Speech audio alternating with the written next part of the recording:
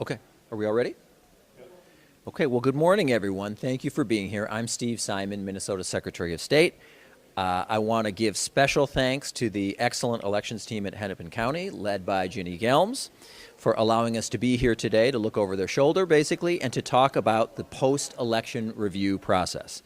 Now, probably not many Minnesotans know about this mandatory process, and we're hoping to get the word out. 2 years ago, I appeared at the Anoka County post-election review, and today's chance to watch Hennepin County is part of an ongoing effort to shine a light on the many ways that the public can watch to make sure that all of us who oversee elections are checking our work for accuracy and are accountable for those results. Now, these required reviews are happening right now across the state in all 87 counties, and they are always open to the public, just like the public accuracy tests that occur before the election to ensure the performance of election tabulating equipment. Now, the post-election review is a hand recount of select races in randomly selected precincts around the county. The precincts for today's post-election review here in Hennepin County were chosen at random at the public meeting of the Hennepin County Canvassing Board a few days after the election. What you'll see this morning is that election judges are called in to work through these ballots and make sure the results match what was reported by the elections equipment. If there is a discrepancy of more than a few votes, then the county will have to expand the number of randomly drawn precincts that it reviews. If mistakes persist, a candidate or a party may initiate an action in court. I often say that elections in Minnesota are a team sport. The post-election review process is an example of that. More than 30,000 Minnesotans have to work together, either as election judges or as election administrators, to verify that our elections are fair, accurate, honest, and secure. Our office works to coordinate these efforts and to ensure that each and every election official and election judge understands the laws and rules that are in place to ensure the integrity of our election system. Now, overall, the 2024 general election was overwhelmingly successful from an administrative standpoint. I said for the past year that what I wished for in the 2024 election cycle was high turnout and low drama, and we got both. Millions of Minnesotans made their voices heard. Preliminary estimates as of this morning show that we are still in first place in the nation once again for voter turnout. I caution that that could change. There's still a few more ballots left to count in the state of Wisconsin. It's nip and tuck, but as of this morning, we are still ahead and number one. We won't know the final result for a couple weeks, but as of right now, we're in first place. And as I hoped, our polling places, about 3,000 of them, by the way, were by and large an oasis of calm, as they typically are. We had no reports of unusual threats or threat levels or harassment or intimidation aimed either at election judges or poll workers or aimed at voters. This has been, of course, an intense election. And that's not a problem. That's not a bad thing. Of course, the stakes were high. People felt very passionately about the candidates, and that's okay. But our job, as always, was to make sure that the intensity was channeled responsibly. Today is a reminder that the 2024 election process is not over yet. Mandatory post-election reviews like this one are still underway all over the state of Minnesota.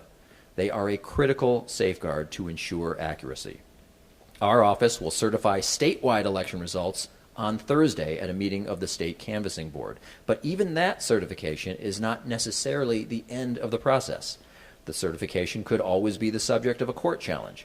The point is, there are many avenues for self-review, self-correction, and even outside challenges, all with the goal of making sure that we get it right. At this point, I want to thank you for attending, and I'll stand for any questions. Have you had experience in the past with some of these not matching up when you do this review? I have not, in the ones that I have attended. And I like every election to choose at least one or two to attend, but in my personal experience, no, there has not been. But there is a particular provision in law that says if you're off by more, and it's quite prescriptive in law, you can read the statute, but if you're off by more than 3 or 4 or 5 votes, you must then expand the pool. So what would happen then is Hennepin would say, okay, we're off by 3 or 4 or 5 in a particular precinct. That means we got to sample more. And if it happens again, you got to sample more. And ultimately, that could lead to some sort of legal action, but I have not seen it, no. And Can you just go talk ahead. about how you pick the precincts? I mean, you said randomly selected. I mean, is it you throw a dart at a map or No. close race? And this? Ginny Gelms is the head of elections in Hennepin County, who has been such a source of trust and integrity for the election system. She has been at this for a long time, and we are guests of hers today, so I want to defer to her expertise. Thank you. Ginny Gelms, Ginnygelms. I'm the elections director for Hennepin County. In Hennepin, the way that we randomly select the precincts is at the canvassing board meeting. We actually have a tumbler, and it's almost like a lotto kind of situation. These little wooden kind of dowels that have labels on them for every precinct in the county. And then a member of the canvassing board, rotates the tumbler, reaches in, and pulls out the precincts randomly. So it's done differently in other counties. I think some places they pull, slips out of a hat kind of thing. And how many precincts does Hennepin County have? We have 396 precincts these days. Is it 396 or is it 394? Excuse me, 397. It changes a little bit year to year. And we will be counting 12 precincts today. Thank you. How long will that take? Well, we expect it'll take at least today and probably part of tomorrow. And this is comparing what with what? This is comparing the results of the hand count today done by the election judges to the results produced by the voting equipment on election night. So that includes polling place, ballot scanners, and also our central count scanners where we counted our absentee ballots. And then the canvassing board uses, what are they comparing? The canvassing board does their canvass. Well, the canvassing board takes the results that have been reported by the machines and the elections administrators and are double checking after election day, and we produce what's called an abstract, and that's the preliminary result of the reports. The canvassing board takes that and they look at it and certify it. Secretary Sam, you said that we're first in the nation right now for voter turnout. Why do you think that is?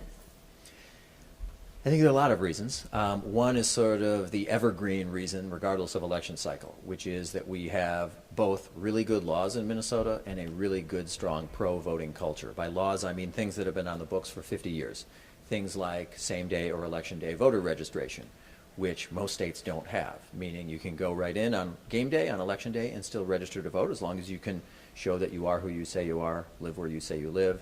We have the ability to vote from home, for example, so you don't have to go to a polling place or give an excuse or an explanation. On the culture piece, that one's often tougher to define. What I mean by culture is sort of a habit or a way of doing things, and our habit, our way of doing things in Minnesota is to prize voting, to prize that sense of democracy and participation. I think it starts in our schools. I think we have great nonprofit and for-profit leadership in the state that places a high value on making your voice heard at the ballot box. So it's a little bit hard to quantify, but those are the two evergreen reasons. And then I would say also this year, there's no question it was a particularly intense election, right? People felt very strongly. The stakes were high. We had a Minnesotan on one of the national tickets, which cuts both ways. People who approved of that person probably were extra motivated to turn out, and people who disapproved of that person were probably extra motivated to turn out. So those are some of the factors, as I see it, contributing to our very tight, very close, as of this morning, pushing refresh number one status. Again, I want to warn and set expectations. It's entirely possible that could change based on some uncounted results in Wisconsin. But as of this morning, we are barely ahead of Wisconsin for the number one spot. What is our percentage right now? Right now, okay, you're going to test me. I think our percentage is, when I last push refresh, I think our percentage was 76.35%. 76.35. Secretary Simon, what can we expect from the upcoming recounts in Scott and Sherburne County?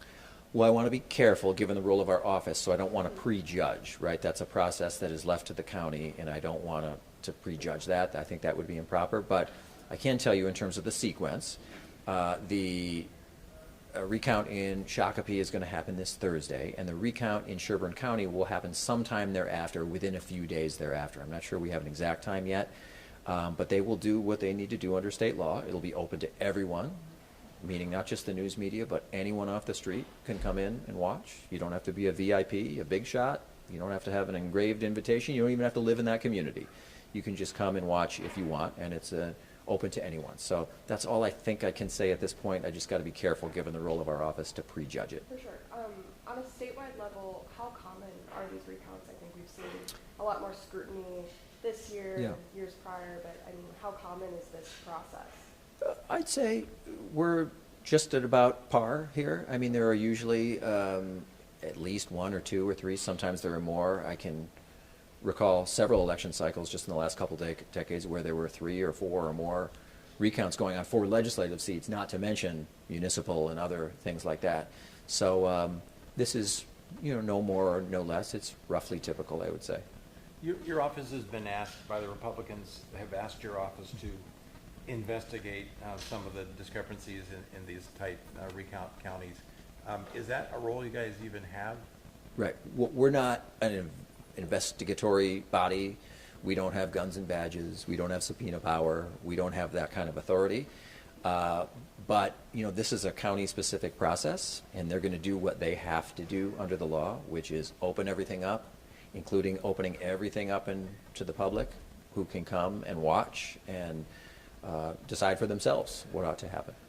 And just for perspective, the 11 unregistered voters, I think, in Hubbard County, how does that compare to the total number of voters statewide? Right. Well, right now, as of this morning, again, not that I'm obsessed with the number or anything, as of my last push of refresh, I think we were at, we were at 3,272,000 and change voters. And just keep in mind, too, that in terms of the alleged perpetrator here in Hubbard County, we have 30,000 election judges. 99.999% of them do their jobs well, legally, conscientiously, thoroughly. But you're going to have, just based on the law of averages, someone who does a bad thing, who does the wrong thing. And fortunately, this is an example of the resiliency and accuracy of the system because it was caught. It was detected. It was determined that there were 11 people who weren't properly registered. And so this is an example, actually, of the system working in the sense of it being detected. And this person, if the allegations are true, will be brought to justice, as he should be. This is a very serious crime.